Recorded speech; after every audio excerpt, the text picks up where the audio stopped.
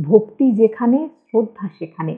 একজন প্রকৃত ভক্তই কৃতজ্ঞতা স্বীকার করতে জানে। আমাদের মনের মধ্যে ভক্তি সম্পর্কে একটা ধারণা আছে। আমরা ছোটবেলা থেকে যে সংস্কার পাই, সেখানে বড়দের শ্রদ্ধা করা, ভক্তি করার কথা শুনে থাকি।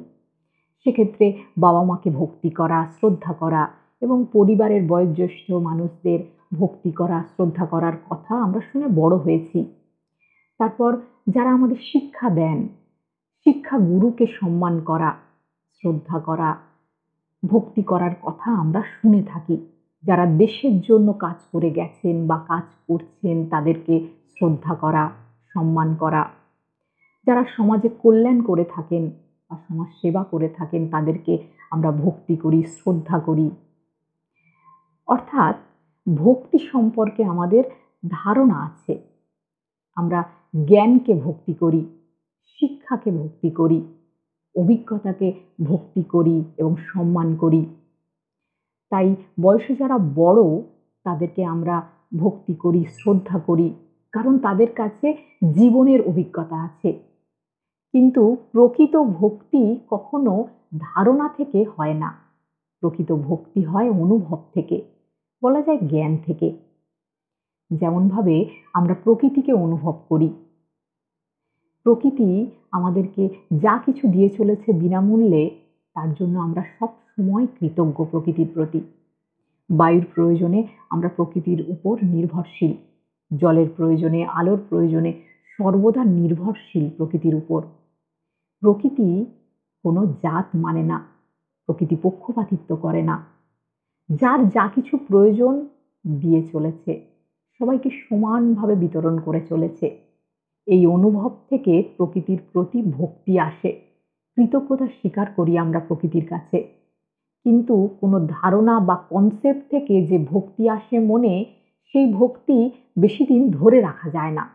কারণ যে ভক্তি ধারণায় আছে, অনুভবে নেই, সেই ভক্তি প্রকৃত ভক্তি নয়। আমার একবার এমন অভিজ্ঞতা হয়েছিল। আমরা জ্ঞানকে ভক্তি করি, তাই কোনো জ্ঞানী মানুষের সান্নিধ্যে গেলে ভক্তি আসবে মনে। কিন্তু যদি অনুভব না থাকে, তাহলে মানুষটির প্রতি ভ্রম তৈরি হবে। যতক্ষণ ভ্রম থাকবে ততক্ষণ ভক্তি থাকবে মনে। যেই ভ্রম কেটে যাবে তখন ভক্তি অভক্তিতে পরিণত হবে। এমন ভক্তি আসলে অন্ধভক্তি। প্রকৃত ভক্তি জ্ঞান থেকেই আসে। যেমন ভক্ত ভগবানের প্রতি নিবেদিত। প্রকৃত ভক্তিতে আন্তরিক যোগাযোগ থাকে। সেখানে বিশ্বাস থাকে, শ্রদ্ধা থাকে, প্রেম থাকে, কৃতজ্ঞতা থাকে। তাই শাস্ত্রমতে ভক্তিযোগে একজন ভক্ত ভগবানকে স্মরণ করে, ইষ্টদেবতার গুণগান করে থাকে, পূজা করে, ইষ্টকে বন্ধুরূপে ভাবা, নিজেকে সম্পূর্ণ রূপে সমর্পণ করা। এইভাবে ভক্তি যোগ পালন করে থাকে তারা। একটা গল্প বলি। ভগবান শ্রীকৃষ্ণ গোপীদের সাথে অনেক বিনোদন করেছেন। শ্রীকৃষ্ণ গোপীদের হাঁড়ি ভেঙে মাখন চুরি করতেন এবং গোপীরা শ্রীকৃষ্ণকে ধমক দিয়ে মা যশোদা মায়ের কাছে যেতেন। এমনটা অনেকবার ঘটেছে। একসময় মা যশোদা ভগবান শ্রীকৃষ্ণের তিরস্কারে বিরক্ত হয়ে লাঠি নিয়ে শ্রীকৃষ্ণের দিকে দৌড়ে যান। প্রভু মাকে রাগান্বিত অবস্থায় দেখে নিজেকে রক্ষা করতে দৌড়তে লাগলেন। ছুটতে ছুটতে শ্রীকৃষ্ণ এক কুমোরের কাছে গিয়ে পৌঁছালেন। কুমার তখন মাটির হাঁড়ি বানাতে ব্যস্ত। কিন্তু কুমার শ্রীকৃষ্ণকে দেখে খুব খুশি হন, কারণ কুমার জানতেন শ্রীকৃষ্ণ ব্যক্তিরূপে ভগবান। শ্রীকৃষ্ণ কুমারকে বললেন, কুমারজি, আজ মা আমার উপর খুব রেগে আছে, লাঠি নিয়ে আমার পিছু পিছু আসছে, ভাই আমাকে কোথাও লুকান। তখন কুমোর শ্রীকৃষ্ণকে একটি বড় পাত্রের নিচে লুকিয়ে রাখেন। কিছুক্ষণের মধ্যেই মা যশোদাও সেখানে এসে কুমোরকে জিজ্ঞাসা করতে লাগলেন, কুমোর, কানাইয়াকে কোথাও দেখেছ? কুমোর বলল, না মা, কানাইয়াকে কোথাও দেখিনি। শ্রীকৃষ্ণ একটি বড় কলসির নিচে লুকিয়ে সব কথা শুনছিলেন। মা যশোদা সেখান থেকে চলে গেলেন। এবার ভগবান শ্রীকৃষ্ণ কুমোরকে বললেন, কুম্ভরজি, মা যদি চলেই যান তবে আমাকে এই পাত্র থেকে বের করে দিন। কুমোর বলল, এমন নয় প্রভু, প্রথমে আমাকে ৮৪ লক্ষ দাসত্ব থেকে মুক্ত করার প্রতিজ্ঞা দাও। ভগবান মুচকি হেসে বললেন, ঠিক আছে, আমি তোমাকে ৮৪ লক্ষ জন্ম থেকে মুক্ত করার প্রতিজ্ঞা করছি, এবার আমাকে বের করে দাও। কুমার বলল, আমি একা নই প্রভু, তুমি যদি আমার পরিবারের সবাইকে ৮৪ লক্ষ প্রজাতির বন্ধন থেকে মুক্ত করার প্রতিজ্ঞা দাও, তাহলে আমি তোমাকে ওই পাত্র থেকে বের করে আনব। প্রভুজি বললেন, ঠিক আছে, আমি তাদেরকে ৮৪ লক্ষ জন্মের বন্ধন থেকে মুক্ত করার প্রতিজ্ঞা করছি, এবার আমাকে বের করে আনো। এখন কুমার বলে, যথেষ্ট প্রভু, আরও একটা অনুরোধ আছে, তুমি যদি তা পূর্ণ করার প্রতিশ্রুতি দাও তাহলে আমি তোমাকে পাত্র থেকে বের করে আনব।